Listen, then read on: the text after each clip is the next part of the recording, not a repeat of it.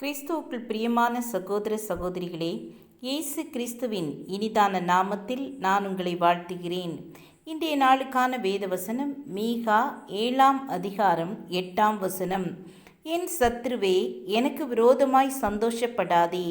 நான் விழுந்தாலும் எழுந்திருப்பேன். நான் இருளிலே உட்கார்ந்தால் கர்த்தர் எனக்கு வெளிச்சமாயிருப்பார். இருள் என்றால் என்ன? வெளிச்சமில்லாத இடம், அறையில் உள்ள பொருள் தெரியாத நிலை, பார்வையில்லாத கண்கள், இவை இருளான நிலைகள். ஆனால் நம் வாழ்க்கையில் துன்பங்கள், துயரங்கள், கஷ்டங்கள், பாடுகள், கண்ணீர், கவலை, இவை அனைத்துமே இருளான நேரங்கள்தான். ஒரு சிறிய மெழுகுவர்த்தியின் சுடர் பெரிய அறையின் இருளை நீக்க வல்லது. சங்கீதம் 18:2 தாவீது கர்த்தரின் இருளை வெளிச்சமாக்குவார் என்ற நம்பிக்கையுடன் சொல்லியுள்ளார். சவுல் என்னும் இருள் தாவீதை பின்தொடர்ந்து கொண்டே இருந்தது. ஆனாலும் தேவரீர் என்னோடு கூட இருக்கிறீர் என்பது தாவீதின் அனுபவமாக இருந்தது. கிளியுண்ட திரை என்னும் நூலில் இவ்வாறு எழுதப்பட்டுள்ளது. சகோதரி குல்ஷான் எஸ்தர் என்பவர் பிறந்தது முதலே நடக்க இயலாதவராய் தன் வண்டியிலே வாழ்ந்து கொண்டிருந்தார். ஆனால் ஒரு நாள் இயேசுவின் சிலுவையை கண்டு அற்புத சுகம் பெற்று நடந்தார். அவர் குடும்பத்தினர் சுகம் பெற்றது உண்மைதான். ஆனால் இயேசுதான் சுகம் தந்தார் என்று சொல்லாதே என்று தடுத்தனர். அவரோ இயேசு என்ற வார்த்தையை விடவில்லை. உடனே அவளுடைய அக்காவின் கணவர் அவரை சிறையில் அடைத்தார். குல்சான் எஸ்தருக்கு அந்த சிறையில் உள்ள அறை ஒரு இருள். சிறிய அறைக்குள் 6-7 பேர்.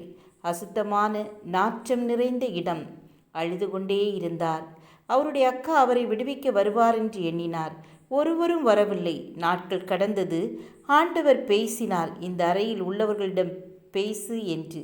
கீழ்ப்படிந்து இயேசுவை பற்றி அவர்களிடம் கூறவும், நமக்கு இரட்சிப்பும் பாதுகாப்பும் அவரே என்று கூறினார். என்ன ஒரு அதிசயம்! முரட்டு குணம் கொண்ட அப்பெண்கள் அமைதியாய் உட்கார்ந்து இயேசுவை பற்றி கேட்கலாயினர். அந்த சிறிய இருளான அறையிலே இயேசு என்ற மெழுகுவர்த்தி ஏற்றப்பட்டது. ஒரு குற்றமும் செய்யாமல் அந்த அறைக்குள் தள்ளப்பட்ட குல்சான் எஸ்தர் தான் இருந்த இடத்தில் இருளை அகற்ற இயேசு என்னும் மெழுகுவர்த்தியை ஏற்றினாள். நாம் எப்படி இருக்கிறோம்? நாம் இருக்கும் இடத்தை விட்டு வெளியே ஓடி வர பார்க்கிறோமா? மற்றவர்களை திட்டிக்கொண்டு கோபப்பட்டு வீணான வார்த்தைகளை பேசி கொண்டிருக்கிறோமா? அல்லது அவர் நம்மை வைத்த இடத்தில் இருளை நீக்கி இயேசு என்னும் மெழுகுவர்த்தியை ஏற்றுகிறோமா? சிந்திப்போம், ஜெபம் செய்வோம். எங்களை நேசிக்கிறதான அன்பின் பிதாவே, வெளிச்சம் கொடுக்கும் உம்மை எங்கள் இதயங்களில் பற்றி கொண்டு நாங்கள் செல்லும் எவ்விடங்களிலும் இருள் நீக்கும் கருவியாக எங்களை மாற்றி அருளுங்க. இயேசுவின் நாமத்தில் பிதாவே, ஆமேன், ஆமேன். God bless you.